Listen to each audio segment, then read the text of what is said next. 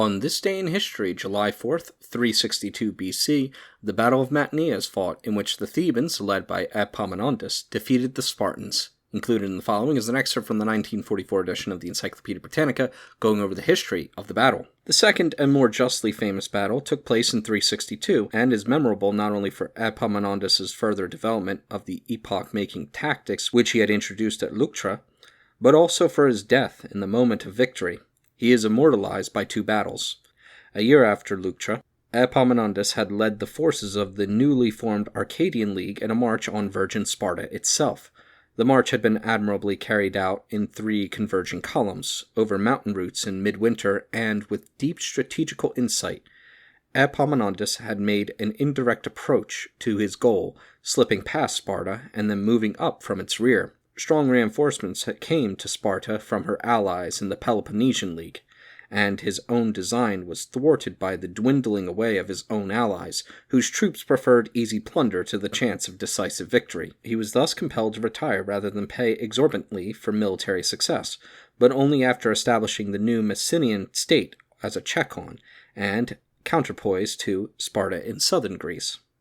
And with his subsequent foundation of Megalopolis as a further check, his grand strategy had attained the greater political object of definitely overthrowing Sparta's long supremacy in the Peloponnese.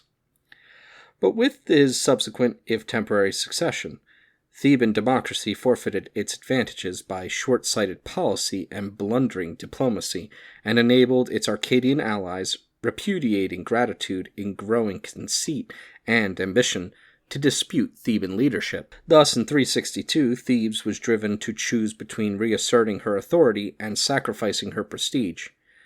Her move against Arcadia caused Greece to divide afresh into 2 hostile coalitions.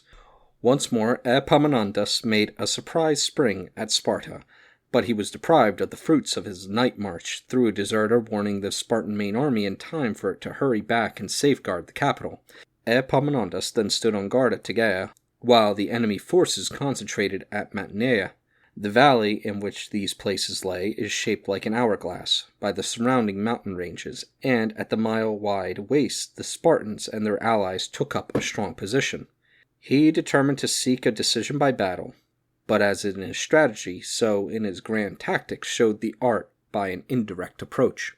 At first, Epaminondas marched direct towards the Spartan camp, causing the enemy to form up in battle order facing his line of approach. But then, still several miles distant, he suddenly changed direction to the left, turning in beneath a projecting spur.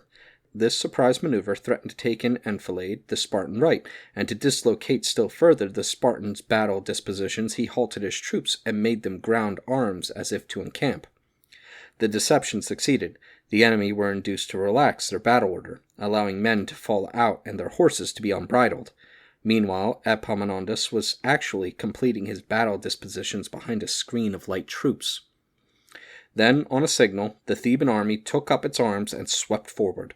Caught by surprise, the enemy made haste to reform, but their cavalry were driven back by the Theban cavalry covering the left flank of the massed column, and this, striking the Spartan line like the prow of a galley, pierced it in two. But in the moment of decision, Epaminondas himself was mortally wounded, and with his fall the advance came to a stop and failed to complete the victory already won.